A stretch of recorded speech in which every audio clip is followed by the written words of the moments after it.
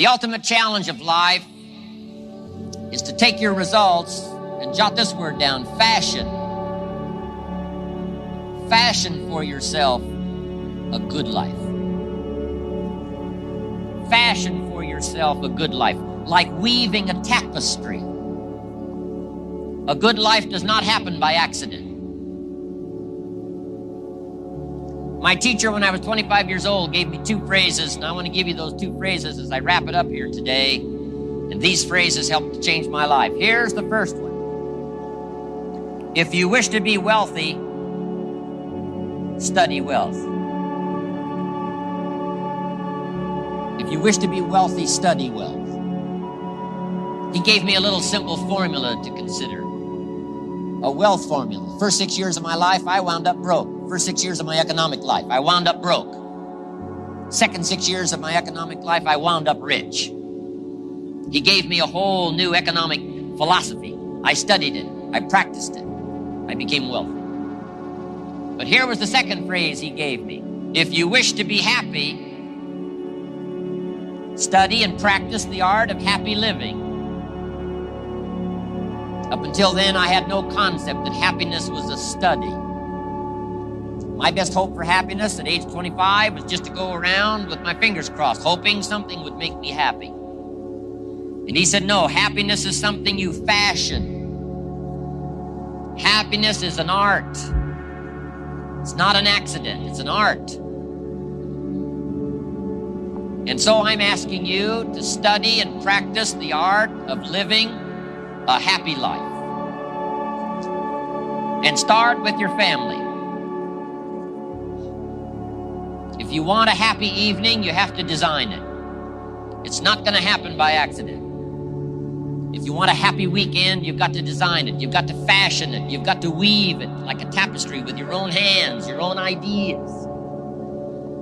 Don't leave an evening to the winds. Don't leave a child's birthday to the winds. Don't leave a weekend that's important just to the winds. Let the winds blow. Fashion the day, fashion the weekend, fashion the evening.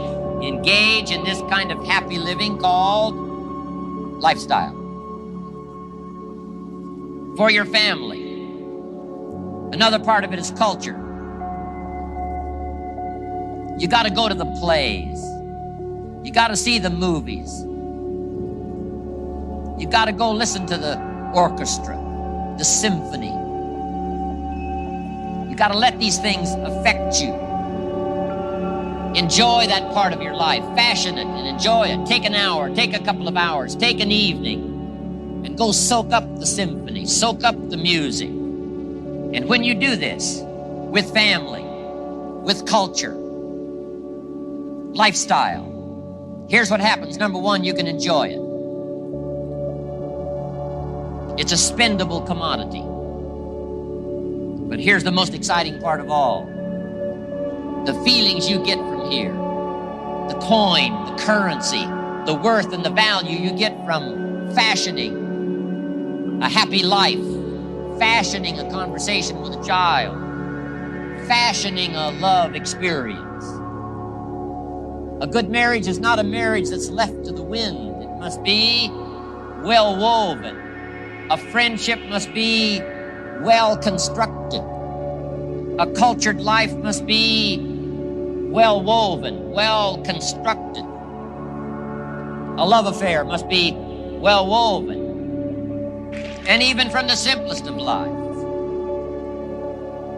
Better to live in a tent on the beach, be in love, than to live in a mansion by yourself. But now here's the last part. This is the most exciting.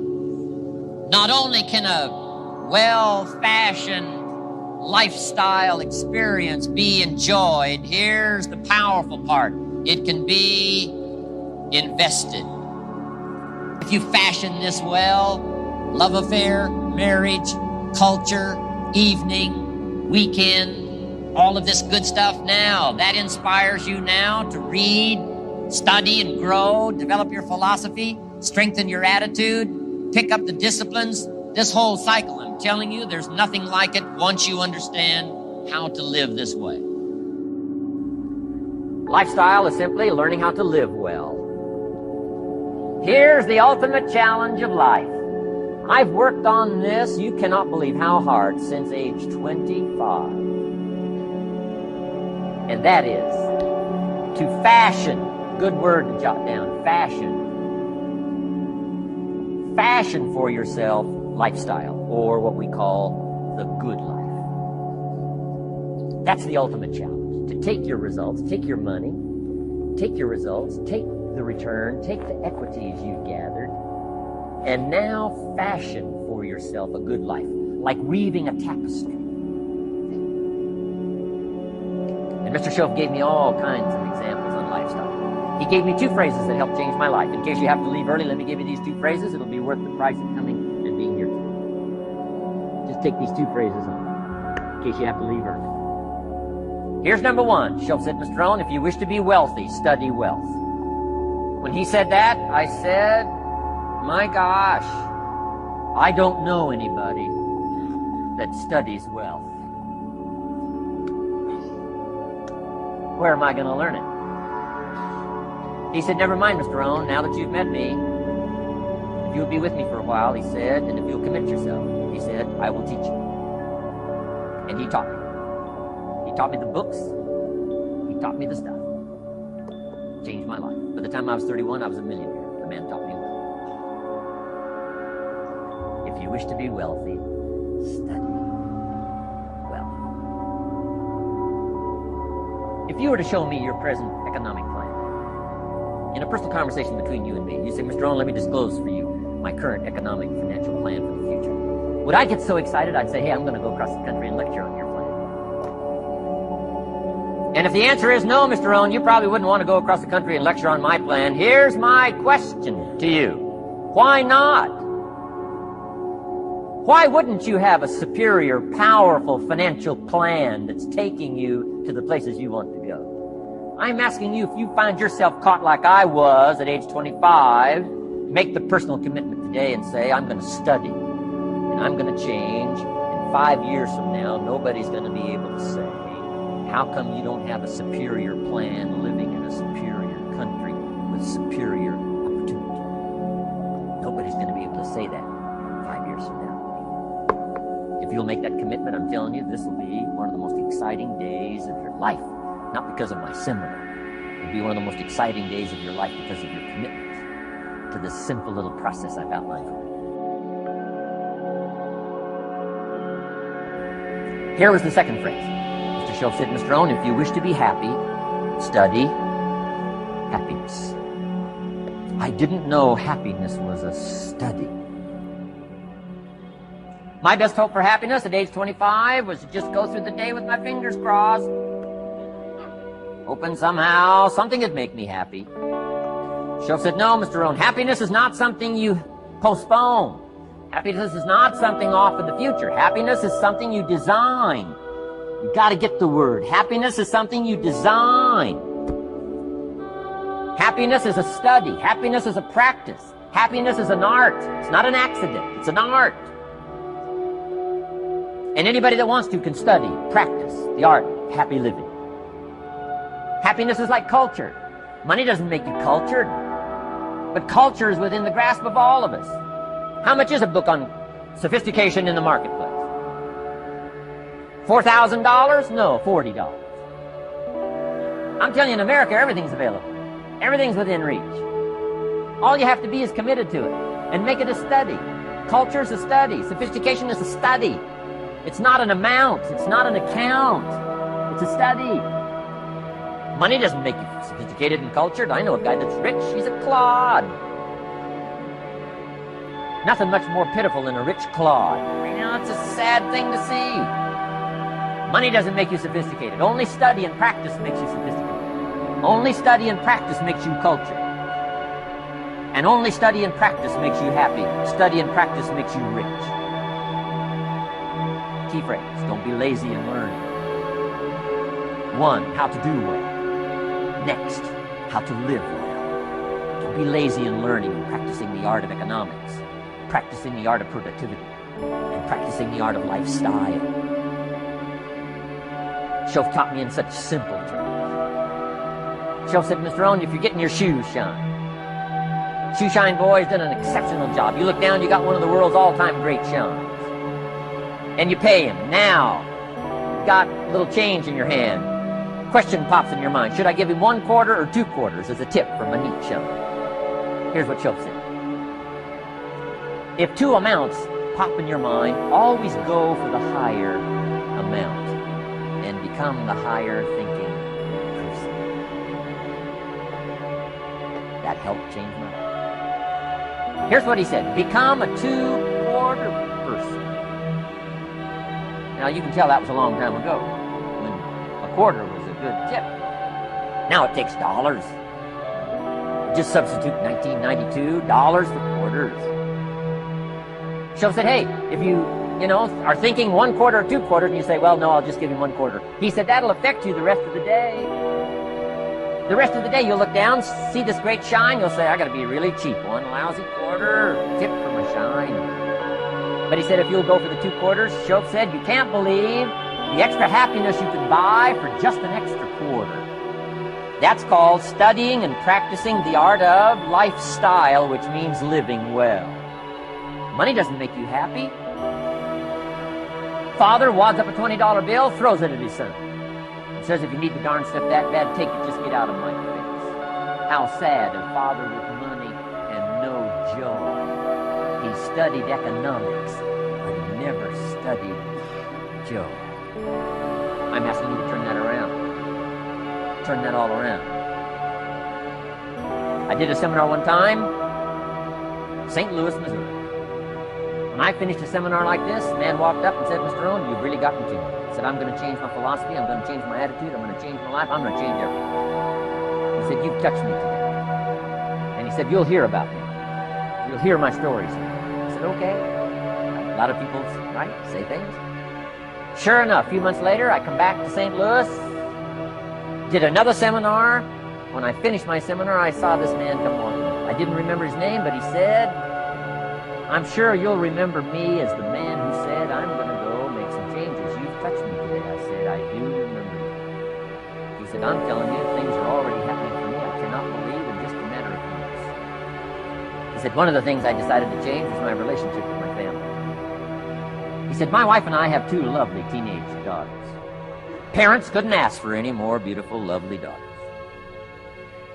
And he said, I'm the only one that's given them trouble. He said, these daughters of ours have never given us any trouble. He said, I've usually been the one all these years, giving all the trouble and all the stuff. He said, my daughters love to go to the rock concerts, and I'm always giving them trouble. They have to beg me for the money. He said, I don't want you to go. You stay out too late. Music's too loud. You're going to ruin your hearing. You won't be able to hear the rest of your life. And he said, I just get on their case. And he said, they keep begging, keep begging. Finally, when they beg long enough, I say, all right, here's the money. If you have to go that bad, just go. I said, that's how I've been up until now. But he said, after I left your seminar, I decided to change all that, called lifestyle, living well. He said, you won't believe it. Not long ago, I picked up the newspaper, and I saw an advertisement, and I knew my 2 daughters, it was one of their favorite performers was coming to town. He said, guess what I did? He said, I went down and bought the tickets myself and brought them home, put them in an envelope. And when I saw my daughters later that day, he said, I handed them this envelope. And I said to my 2 lovely daughters, you may not believe it, but inside this envelope are 2 tickets for the upcoming concert. They could not believe it. And he also added, you'll be happy to know begging days are over. Now they cannot. He said, now don't open the envelope till you get to the concert. They said, okay. So they go to the concert, come concert time, open up the envelope, hand the tickets to the usher. He says, follow me. And he starts down front. The girls say, hey, hold it. Something must be wrong. He takes another look. Says, no, nothing's wrong. Follow me. 10th row, center. Now they cannot leave. 10th row, center. The only tickets they were able ever to beg for was, right, 3rd balcony, can't see. He said, I stayed up a little late that night. Sure enough, a little after midnight, my 2 daughters come bursting through the front door. One of them lands in my lap, The other one's got her arms around my neck. They're both saying, you got to be one of the all-time world's great fathers. He said, Mr. Owen, you're right. I can't believe.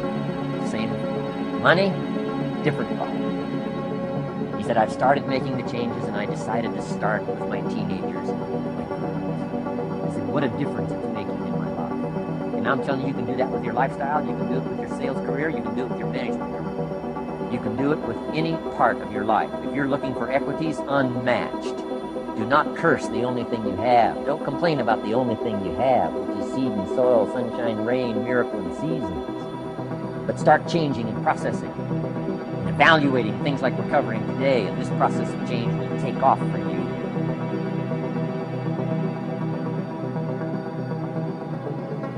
Of all the parts of our life we want to work well, perhaps the most important is lifestyle.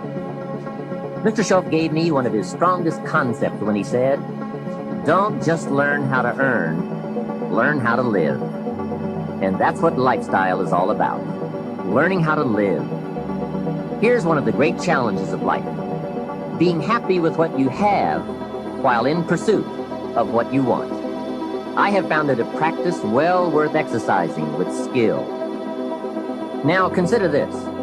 Some people have plenty of beautiful things filling their days, but they get little happiness from them. Some people have money, but they have trouble finding joy in their lives. Imagine a father wads up a $5 bill and throws it at his son, saying, here, if you need the darn stuff that bad, take it. Same money, poor style. And remember, it's not the amount that counts. It's the style that counts. Mr. Shoaff taught me lifestyle in those early days, starting with small amounts. Remember, the challenge is to get joy from your life and what you have to share. It's not the amount that counts. It's the uniqueness, the love, and the attitude that counts.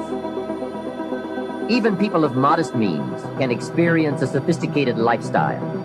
They simply learn to save up some of their Pepsi money for a bottle of fine wine.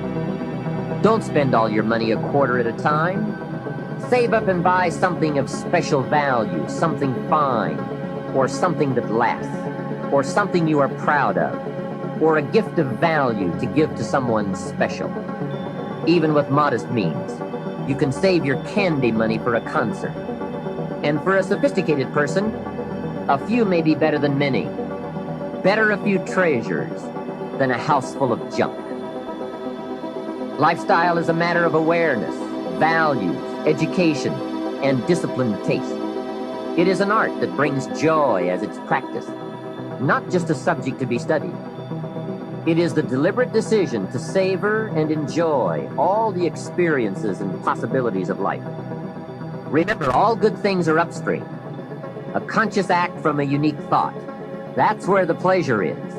And the act serves as a bridge between dreams and reality. So develop your lifestyle a little more. Your style of seeing, giving, sharing, enjoying. It's not the amount that counts, but the experience of choosing to live with style. I remember saying to Mr. Shoaff one time, if I had more money, I would be happy. And he gave me some of the better words of wisdom when he said to me, Mr. Rohn, the key to happiness is not more. Happiness is an art to be studied and practiced. He said, more money will only make you more of what you already are. More will only more quickly send you on to your destination. He said, if you're inclined to be unhappy, if you get a lot of money, you will be miserable. More money will only make you more. More money will only amplify. If you're inclined to be mean and you get a lot of money, you will be a terror. If you're inclined to drink a little too much, when you get a lot of money, you can now become a drunk because you can drink everything. So style is not more. Style is an art, a genius, a design. Lifestyle is reserved for those who are willing to study and practice the higher arts of life. Lifestyle is culture, music, dance, art, sculpture, literature, plays, concerts. Lifestyle is a taste of the fine, the better, the best. Mortimer Adler, the philosopher, says, if we don't go for the higher tastes, we will settle for the lower ones. So develop an appreciation for the fine. That is a worthy purpose. Developing an appetite for the unique things in life. Study the art and reach for the best. To have the best in the time we have available to us, that is the quest. Remember, it's not the amount, it's the imagination. My lady and I were on a trip to Carmel, California one sunny summer day to do some shopping and exploring. I stopped to have the car serviced at a gas station. This young man, about 18 or 19, I would guess, came bouncing out to the car with a big smile, and he said, "Can I help you?" I said, "Yes. A full tank of gas, please." Well, not only did he fill the tank with gas, he checked every tire, washed every window, even the moonroof, checked everything, and all the time he was working, he was whistling, singing. My lady and I couldn't believe all the service and his obvious happiness. The young man brought me the bill, and as I was signing it, I said, "Hey, you really have taken good care of us. I appreciate it." And he said, "I really enjoy working. It's fun for me. I get to meet nice people like you." We couldn't believe it. This kid was something else. I said, "My lady and I are going to Carmel, and we want to drink one of those $2 milkshakes on the way up there. Where is the nearest Baskin-Robbins?" He said, "That's a great idea. Baskin-Robbins is just a few blocks away." And he told us where to find it. And he said, "Don't park out front. Park around to the side so your car won't get hit." What a kid. So we drove to Baskin-Robbins, walked in, and checked the flavor board, and ordered milkshakes. However, instead of ordering 2 milkshakes, we ordered 3. Then we drove back to the station.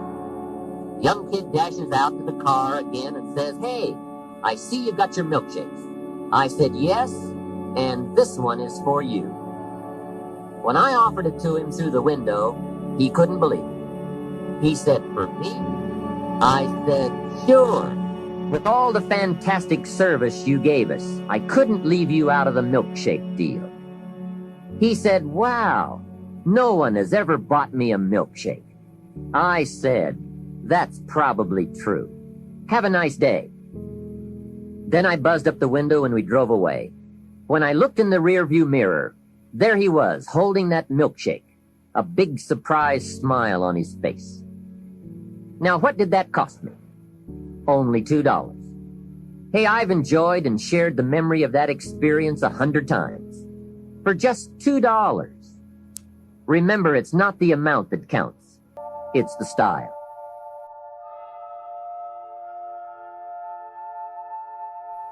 That same day, I guess I was feeling extra creative.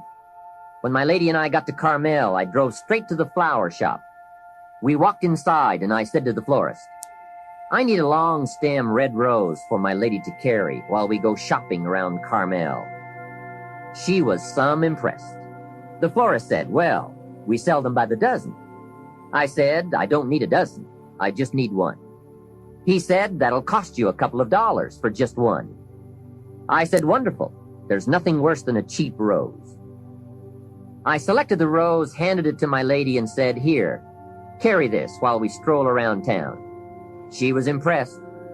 And the cost? $2. Just $2. A couple of hours later, we were having some refreshments, and my lady looked across the table and said, "Jim, I just thought of something." I said, "What's that?" She said, "I think I'm the only lady in Carmel today carrying a rose." I said, "That's probably true." For $2, can you imagine $2? Remember, it's not the amount. Hey, just 2 ideas and a total cost of $4 for unique experiences and sweet memories. Just 2 modest examples of how easy it is to put style in your life. Make sure you don't miss out. Don't miss anything you can enjoy.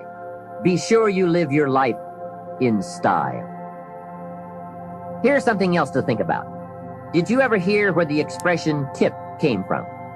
As in tipping the waiter or waitress in a restaurant.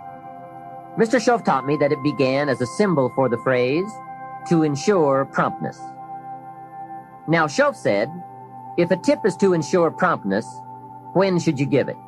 Answer, up front. See, I didn't know that.